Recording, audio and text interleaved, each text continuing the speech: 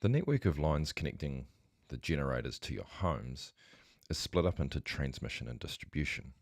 The transmission system owned by Transpower is the high voltage stuff, some of which is pictured here. It includes the HVDC line, which connects the two islands, and the HVAC assets, the lines within each island, which are generally at 110,000 volts, or 110 kV as we abbreviate it, or 220,000 volts, or 220 kV. You can find a more detailed map of the transmission grid showing all of Transpower's lines nicely colour-coded on the Maps and Diagrams section of the System Operator's website. The lower voltage lines that carry power around the streets of our towns and cities, including rural areas, are operated by the 29 distributors in the country. These lines tend to be a lot lower than 110 kV. Now, this video is not an advertisement for the Pylon Appreciation Society, but there are some key things we need to know about transmission lines in order to understand many other parts of the industry, from system operation through to nodal pricing. So we're going to have to unpick some of these things. And by the way, if you do find yourself strangely attracted to this photo, there is actually something called the Pylon Appreciation Society, and you can find it and join up here. But for the vast majority of us more well-adjusted types, here's some terminology. Each of the wires swinging between the pylons is called a conductor. The fatter these are, the more current and thus more power that they can carry. But the fatter they are, the heavier they are, which has implication for designing the pylons. Typically, these conductors are known as ACSR, or aluminium conductor, steel reinforced. Now, the crossarms that hold the conductors are called, well, crossarms. The conductors are attached to the crossarms via an insulator. The distance between the pylons is called the span. The longer the span, the stronger the pylon needs to be. Now, rather than call them pylons, we should call them by their proper name. This is a picture of some lattice towers. The other type would be a pole of some sort, like what's shown here. While distribution networks are almost exclusively pole-type structures, the lattice structures tend to be much bigger and more suited to carrying the high-voltage lines in the national grid.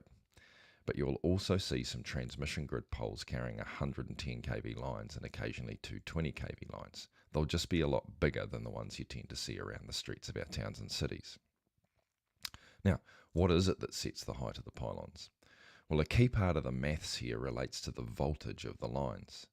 As the voltage of the lines is higher, we want to keep them further away from people and structures. That is, the conductors have to be higher off the ground for a 220 kV line than for a 110 kV line. However, the lower voltage lines running around our streets, often at 11 kV or even 400 volts, are allowed to be a lot closer to the ground. These height limits are set by the New Zealand Electrical Code of Practice and are absolutely critical to another key topic: transmission constraints. Transmission lines which carry three-phase power need to carry at least three conductors, one for each phase. A set of three conductors is called a circuit. The lattice tower pictured here is what's called a single circuit tower. It provides a single connection between the start and the end point on the line for power to travel down. Our picture in the previous screen was a double circuit line, as it has a set of three wires on each side of the tower, 6 conductors in all. The important thing about a double circuit line, as we'll find out later, is that if one circuit fails, the other one is there to keep at least some of the power flowing between the start and the end of the line. And most of this holds true for distribution lines too. Tonight, when you're heading home, look around at the lines going down the street. Chances are you'll see something like this single circuit wooden pole, or perhaps a slightly bigger pole with 6 wires. There's a couple of important exceptions to all this. Firstly, the HVDC line only has 2 wires. In our video on the HVDC, we explain why. And you'll also notice that sometimes transmission towers of all types have an extra line on the very top of the tower. This is called a shield wire. While we won't go into it now, this is not where it ends. Sometimes multiple conductors can be bundled together up for each phase. Next time you're driving underneath some of the really big lines around the country, count how many conductors you see, especially if you manage to drive underneath the massive line between Pakuranga and Whakamaru. There's definitely more than 6 conductors on that one.